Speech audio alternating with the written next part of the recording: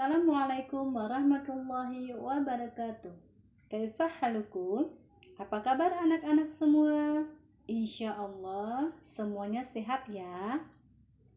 Pada kesempatan kali ini kita akan belajar tema 7, subtema 3, pembelajaran ke-1.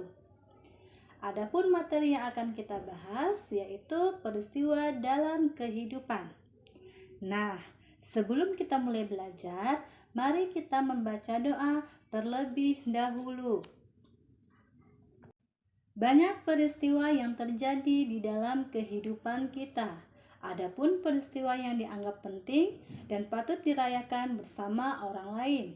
Untuk itu, diperlukan sebuah surat undangan untuk merayakannya bersama orang lain.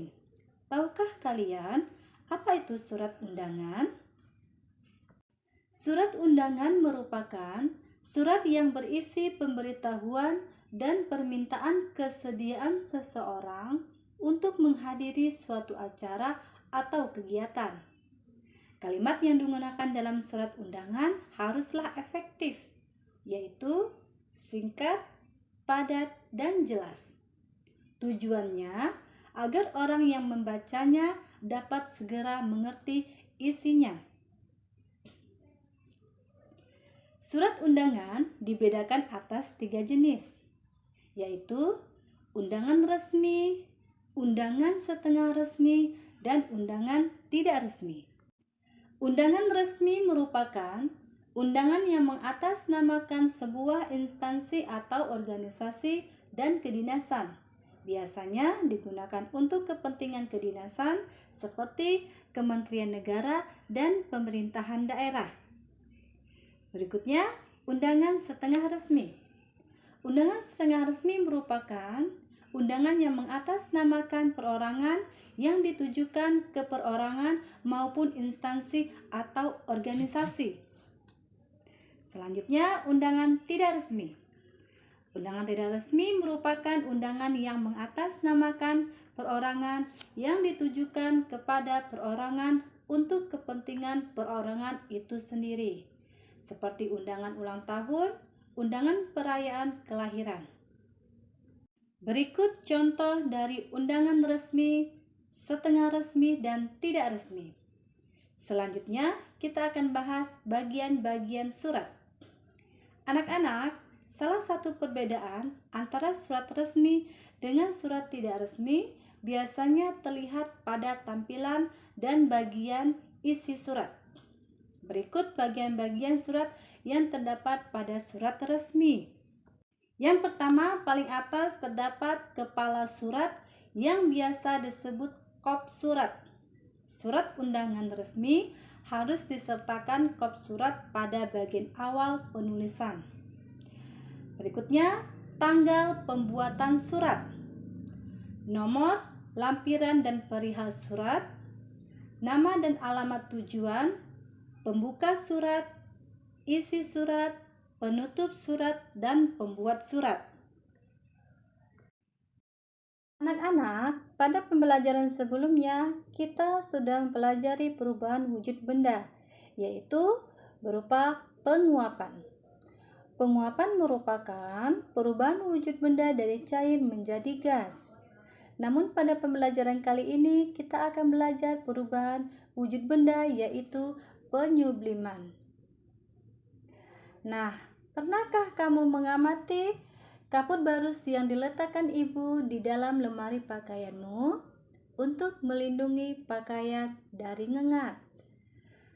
Kapur barus yang terdapat di lemari pakaianmu lama-kelamaan akan mengecil dan menghilang. Kemana ya perginya kapur barus tersebut? Anak-anak, kapur barus ini ternyata mengalami perubahan wujud benda yang dinamakan dengan penyubliman. Apa itu penyubliman? Penyubliman merupakan peristiwa berubahnya wujud benda dari padat menjadi gas. Nah, selain dari kapur barus, benda apa lagi yang bisa mengalami perubahan wujud menyublim? Ya, bisa kamfer dan es kering. Perhatikan gambar berikut ini.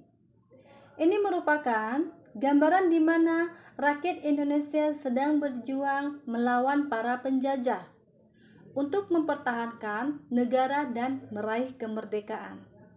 Namun, berbeda dengan perjuangan kita saat ini.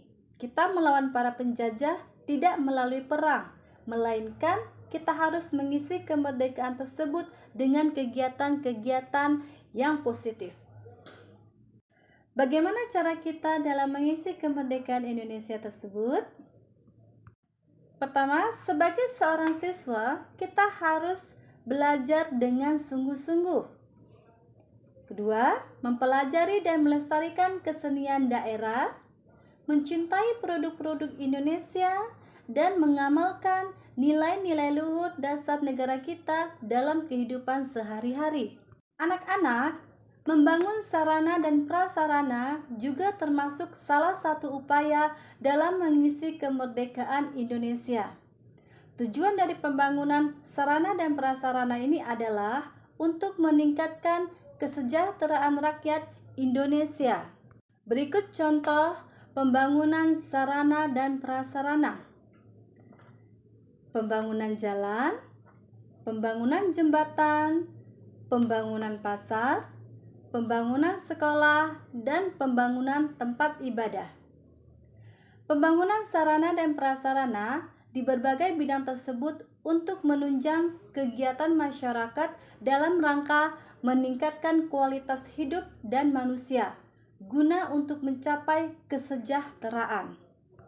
Nah, anak-anak, demikianlah pembelajaran kita pada hari ini. Semoga bermanfaat. Insya Allah kita akan bertemu kembali pada pembelajaran berikutnya.